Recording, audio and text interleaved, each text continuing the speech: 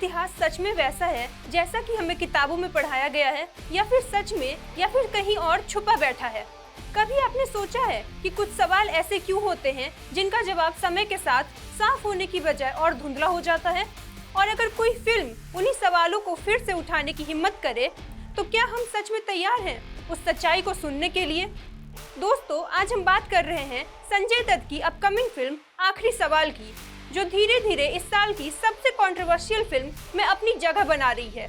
ये कोई typical Bollywood drama नहीं है, ये वो फिल्म है जो आपको एंटरटेन कम करेगी और सोचने पर मजबूर ज्यादा कर देगी। मतलब पॉपकॉर्न मूवी नहीं, बल्कि माइंड ओपनिंग एक्सपीरियंस होने वाली है, क्योंकि सवाल ही कुछ ऐसे मुद्दों पर है और एक ऐसी ऑर्गेनाइजेशन पर है जो आज की ऑडियंस को हैरान तो करेगी ही, बल्कि चौंका भी देगी।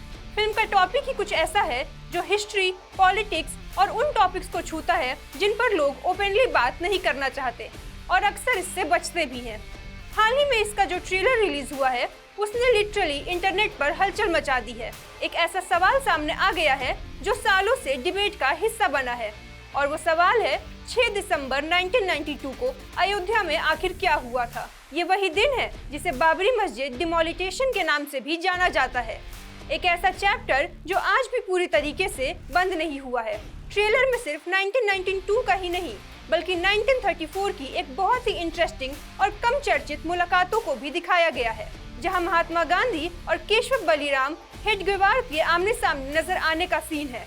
अब ये सीन सिर्फ एक हिस्टोरिकल रेफरेंस नहीं लगता, बल्कि फिल्म का टोन ही अलग सेट कर देता है कि कहानी सिर्फ सरफेस पर नहीं, बल्कि डीप लेयर्स में जाने वाली है। और ऑनेस्टली ये वही पॉइंट है जहां ये फिल्म आज की ऑडियंस के लिए रेलेवेंट बन जाती है, क्योंकि आज की जनरेशन सिर्फ जो बताया गया है उस पे मानने वाली नहीं है। They want receipt, they want context and they want full picture explanation. और आखिरी सवाल शायद वही देने की कोशिश कर रहा है, या कम से कम सवाल उठाने की। इस फिल्म में एक और सरप्राइजिंग एलिमेंट है, और वो है समीरा रेड्डी का कमबैक।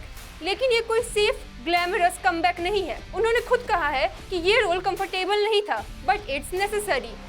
कई चीजें वैसी नहीं होती हैं जैसी हमें दिखाई जाती हैं, और यही स्टेटमेंट इस फिल्म की पूरी वाइब को ही डिफाइन करता है। अब यहाँ असली ट्विस्ट तो ये है कि ये फिल्म आंसर देने का दावा नहीं करती, ये सिर्फ क्वेश्चंस उठाती है। और कभी कभी सवाल ही सबसे पावरफुल होते हैं, क्योंकि जब सवाल अनकंफर्टेबल हो तो जवाब ढूंढना और भी जरूरी हो जाता है।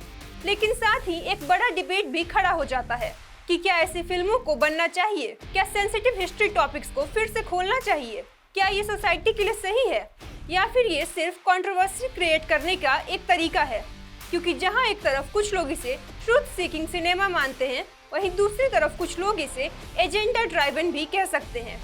तो अल्टीमेटली आखिरी सवाल सिर्फ एक फिल्म नहीं है, ये एक कॉन्वर्सेशन स्टार्टर है, एक ऐसा मिरर है जो हमें सिर्फ हिस्ट्री नहीं बल्कि अपने पर्सपेक्टिव भी दिखाता है। और शायद यही रीजन है कि ये फिल्म रिलीज से पहले ही इतनी चर्चा में है। तो क्या आप उस सच्चाई का सामना करने के लिए रेडी हैं, जो अनकंफर्टेबल भी हो सकती है, या फिर कुछ सवालों को अनआंसर्ड ही रहने देना बेहतर है?